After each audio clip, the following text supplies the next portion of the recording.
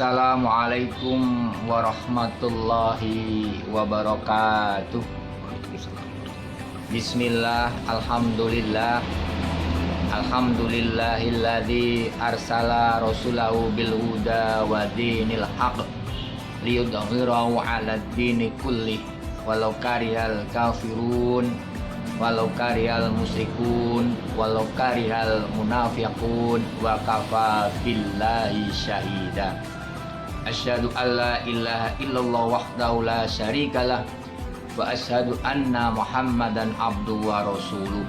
Allahumma sholli ala sayyidina Muhammad wa ala alihi wa ashabi ajmain. Amma ba'du fa ya ibadallah, usikum wa nafsi bi taqwallah faqad fazal muttaqun. Qala Allah ta'ala fi kitabihil karim, a'udzu billahi minasyaitonir rajim. Wa nunazzilu minal qur'ani ma huwa shifaa'un wa rahmatul lil mu'minin wa la yazidud dhalimina illa khosara. Faqala Rasulullah sallallahu alaihi wasallam, khairukum man ta'allamal Qur'an wa 'allamahu. Hadirin keluarga besar SMK Negeri 1 Semen yang saya banggakan, ketemu lagi dalam rangka Kultum Pondok Ramadan tahun 1443 Hijriah. Tema pada kajian sore hari ini adalah berhubungan dengan bulan Ramadan, di mana bulan Ramadan adalah bulan diturunkannya Al-Quran. Temanya adalah kewajiban umat Islam terhadap Al-Quran. Bulan Ramadan juga disebut bulan Al-Quran karena di bulan Ramadan Al-Quran secara global turun ke bumi sebagai petunjuk dan sebagai pembeda antara yang hak dan yang batal, antara yang salah dan yang benar bagi umat manusia. Sebagaimana firman Allah dalam surat Al-Baqarah ayat 185, Syahrul Ramadhanal ladzi unzila fihil Qur'anu hudalin nas wa bayyinatin minal huda wal furqan. Bulan Ramadan yang telah di dalamnya diturunkan Al-Quran yang merupakan hudan, petunjuk bagi semua manusia, dan sebagai penjelas tentang petunjuk itu, wal furqan juga sebagai pembeda. Sebagai umat Islam kita wajib percaya terhadap kitab-kitab Allah yang diturunkan kepada para utusannya, termasuk di dalamnya adalah kitab suci Al-Quran. Amanar rasulu bima unzila ilaihi mir rabbi wal mu'minun kullun amana billahi wa malaikatihi wa kutubihi. Hadirin yang dirahmati Allah, sebagai umat Islam, perlakuan kita terhadap Al-Quran itu ada 5.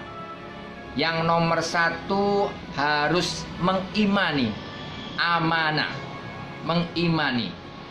Yang nomor 2 adalah harus mau membaca. Yang nomor 3 memahami, mentadabburi.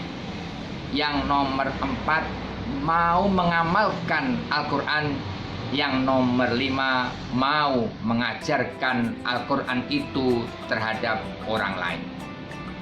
Yang pertama, mengimani, kita beruntung bahwa Al-Quran itu turun durasi dari sekarang sekitar 1400 tahun yang lalu, turun di kota Makkah. Sedangkan Indonesia jauh dari Makkah, tapi oleh Allah kita mendapatkan hidayah, bisa mengimani terhadap Al-Quran. Sedangkan orang-orang yang terdekat zaman Nabi itu banyak orang yang tidak beriman. Bahkan paman Nabi sendiri, Abu Jahal dan Abu Lahab, tidak percaya tentang adanya Al-Quran. Katanya Al-Quran merupakan dongeng cerita terdahulu. Alhamdulillah kita bisa menjadi nomor 1 tentang Al-Quran, yaitu mengimani adanya kitab-kitab Allah, di dalamnya adalah Al-Quran. Yang nomor 2, tidak sekedar beriman saja, tapi kita harus mau membaca.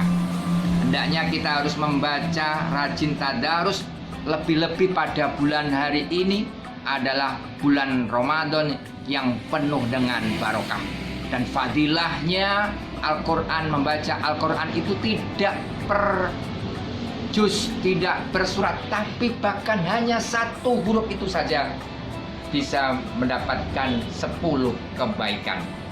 Yang nomor 3, nomor 1 mengimani, yang nomor 2 mau membaca, yang nomor 3 adalah mau mentadaburi, memahami isi Al-Quran. Agar untuk bisa mengamalkan isi kandungan Al-Quran, tentunya kita tidak hanya sekedar membaca, tetapi hendaknya juga harus memahami, mengerti isinya Al-Quran. Tanpa memahami kita tidak akan tahu isinya. Saya yakin membaca dengan memahami isinya akan lebih banyak fadilah pahalanya daripada membaca tapi kurang paham isinya. Yang nomor 4 terhadap Al-Quran, sikap kita adalah mau mengamalkan isinya. Inilah yang penting dari Al-Quran, yaitu mengamalkan isi kandungannya.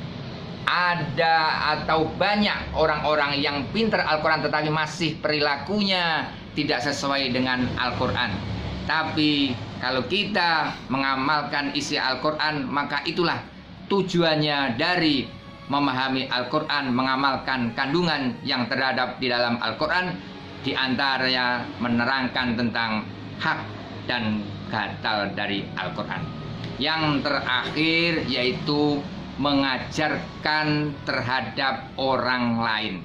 Di dalam hadis diterangkan khairukum man ta'allama Qur'an wa 'allamau. Sebaik-baik orang Islam, sebaik-baik dari kalian adalah orang yang mau belajar Al-Quran tapi juga mau mengamalkan, mengajarkan terhadap orang lain. Nah, ini perlu perlakuan khusus kalau mengajarkan Al-Quran terhadap orang lain, karena ada ilmu di dalamnya, yaitu ilmu tajwid, makharijul huruf, dan lain sebagainya. Berarti yang nomor 5 ini fardu kifayah, hanya orang-orang tertentu sajalah yang bisa mengajarkan Al-Quran kepada orang lain. Demikian kajian singkat pada hari ini. Mudah-mudahan mendapatkan pengetahuan, mendapatkan tambahan ilmu bagi kita.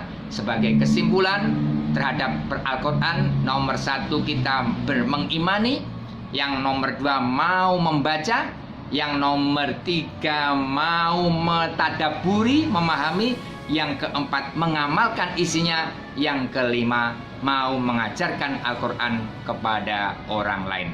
Demikian, kurang lebihnya mohon maaf. Wallahu wal-fiq ila aqwamit thariq. Assalamualaikum warahmatullahi wabarakatuh.